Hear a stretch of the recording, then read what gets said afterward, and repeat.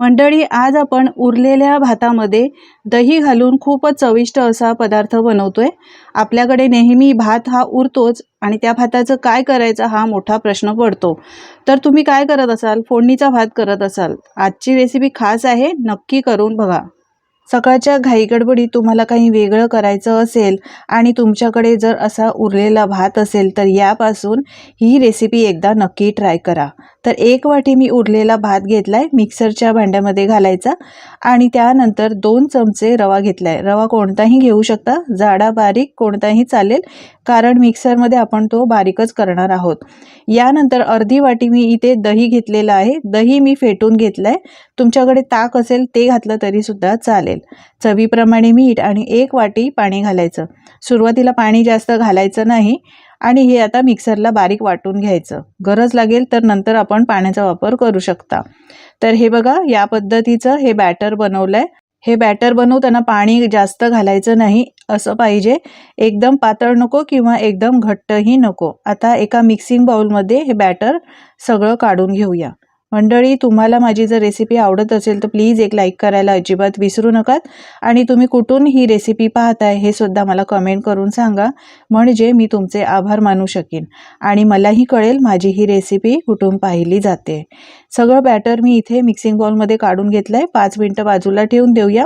आता याबरोबर खाण्यासाठी एक मस्त चटपटीत चटणी बनवूया। यासाठी मिक्सरच्या भांड्यामध्ये मूठभर कोथिंबीर घेतली आहे देठासकट। यानंतर 2 चमचे फुटाण्याची डाळ भाजलेली म्हणजेच डाळवं घेतली आहे। 2 हिरव्या मिरच्या तिखट आहेत या म्हणून 2च घेतल्या आहेत। तुम्ही तुमच्या आवडीप्रमाणे करू शकता, यामध्ये घालू शकता। 1 इंच आल्याचा तुकडा घातलाय। यानंतर अगदी थोडीशी मी इथे साखर घातली आहे, ऑप्शनल आहे, तुम्हाला आवडत असेल तर घाला, नाही घातली तरी सुद्धा चालेल। चवीप्रमाणे मीठ घालायचं, थोडंसं पाणी घालायचंय, अर्धी वाटी मी इथे पाणी घालते। आता झाकण लावून मिक्सरला ही चटणी वाटून घ्यायची। खूपच कमी साहित्यामध्ये आपण ही चटणी बनवलेली आहे, शिवाय खोबऱ्याचा वापर सुद्धा केलेला नाही, तरी देखील ही चटणी खायला अप्रतिम लागते। मस्त अशी हिरवीगार चटणी आपली तयार झालेली आहे, काढून घेऊया। आता या चटणीला तुम्ही पाहिजे तर फोडणी देऊ शकता, पण मी फोडणी देणार नाही। फोडणी न देता सुद्धा ही चटणी खायला छान लागते, एकदा नक्की ट्राय करून बघा। आता पुढची तयारी करूया। आपण जे बॅटर वाटून घेतलं होतं ते 5 मिनिटं मी बाजूला ठेवलं होतं। आता यामध्ये आवडीच्या भाज्या घालायच्या आहेत। तर मी अर्धा बारीक किसून घेतलेला गाजर, अर्धा बारीक चिरलेला कांदा, 2 बारीक चिरून घेतलेल्या हिरव्या मिरच्या, कोथिंबीर चिरून घेतलेली घातली आहे। यानंतर कढीपत्ता सुद्धा मी बारीक चिरून घातलेला आहे। असा कढीपत्ता खाल्ला जात नाही, तर असा कोणत्या ना कोणत्या पदार्थात घालावा, म्हणजे भाजीमध्ये घातलेला कढीपत्ता वेगळा काढला जातो, तर असा हा पदार्थामध्ये घातल्यामुळे तो वेगळा काढला जाणार नाही। तर मी बारीक चिरून कढीपत्ता देखील यामध्येच घातलाय।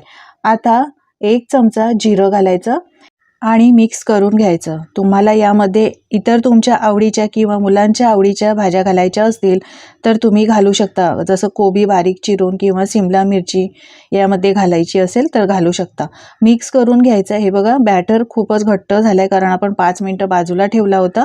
यामध्ये रवा देखील घातलेला आहे, तर मी परत इथे थोडंसं पाणी घातलंय। पाणी घातल्यानंतर मिक्स करून घ्यायचं। आपण जसं डोशाचं बॅटर बनवतो ना, त्या पद्धतीचं असं हे घट्टसर बॅटर पाहिजे, जास्त घट्ट नको आणि जास्त पातळही नको। हे एकदम परफेक्ट आपलं बॅटर तयार झालेलं आहे।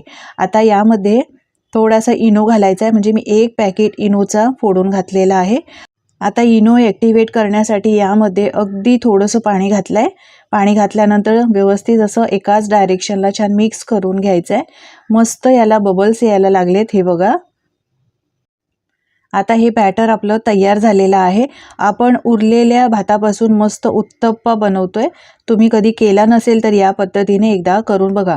नॉनस्टिक पॅन गरम करायला ठेवलाय। आता हे बॅटर घालण्यापूर्वी थोडंसं मिक्स करून घ्यायचं, कारण आपण यामध्ये भाज्या घातल्या आहेत ना, यासाठी मिक्स करून घ्यायचं आहे। आणि 1 ते 1.5 पळी किंवा 2 पळी बॅटर घालायचं आहे। जास्त याला पसरवायचं नाही, ते आपलं आपणच पसरलं जातं, हलकंसं पसरून घ्यायचं आहे। जास्त पसरलं ना तर याला जाळ्या येणार नाहीत व्यवस्थित, यासाठी जास्त पसरून घ्यायचं नाही, हलकंच पसरून घ्यायचं आहे। गॅसची फ्लेम सुरुवातीला मी फास्ट केली आणि बॅटर घातल्यानंतर लो टू मीडियम फ्लेम ठेवलेली आहे, जास्त गॅसची फ्लेम फास्ट करायची नाही। आता झाकण लावायचं आहे, लीड लावायचं आहे आणि 2 ते 3 मिनिटं याला छान वाफ येऊ द्यायची।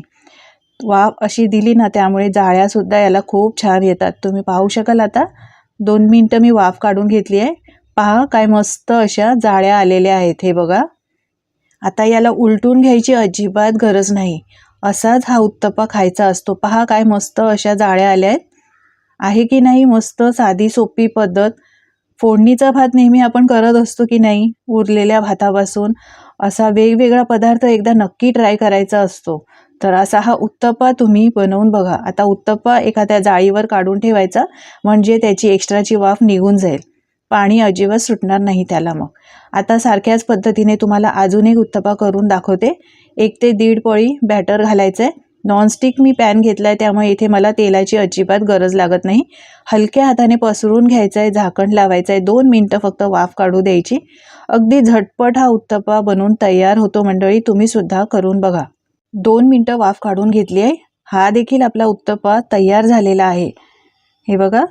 बाहेर जाऊन हॉटेलमध्ये खाण्यापेक्षा घरच्या घरी असाच पौष्टिक उत्तप्पा तुम्ही बनवू शकता आपल्या घरातीलच साहित्यापासून. आहे की नाही सोपी पद्धत. पहा काय मस्त याला सुद्धा जाळ्या आलेल्या आहेत. काढून घेऊया जाळीवर. ही चटणी जी बनवली आहे ना, ती या उत्तप्पा बरोबर खायला खूपच मस्त लागते. मुलांना पौष्टिक काही बनवून द्यायचं असेल तर या पद्धतीने तुम्ही असे हे झटपट बनणारे उत्तप्पे बनवून देऊ शकता. अगदी सॉफ्ट मऊसूद होतात. जाळ्या पहा काय मस्त आलेल्या आहेत. तुम्हाला जर इनो घालायचा नसेल ना, तर इनो नाही घातला तरी सुद्धा चालेल. तरी देखील मस्त असे उत्तप्पे सॉफ्ट मऊसूद बनतात. हे बघा.